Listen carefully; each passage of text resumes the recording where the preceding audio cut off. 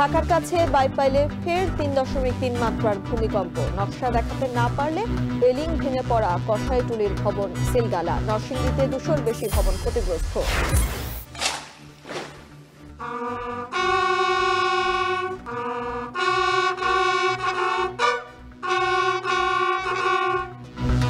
স্মৃতিসৌধে ভুটানের প্রধানমন্ত্রী শেরিং তোবগের শ্রদ্ধা। ঢাকায় লাল গালিচা সংবর্ধনা। পররাষ্ট্র উপদেষ্টার সঙ্গে বৈঠকে বিনিয়োগের আলোচনা।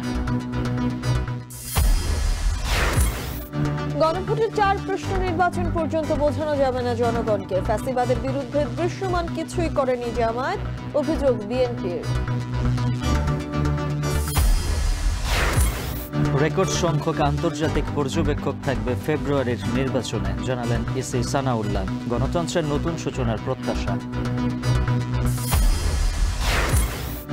এবং গাজীপুরের সংরক্ষিত বনভূমিতে কারখানা রিসোর্ট তৈরির হিড়িক। ১৪,৫০০ দখলকারীর তালিকা, বন আইন সংস্কারের দাবি।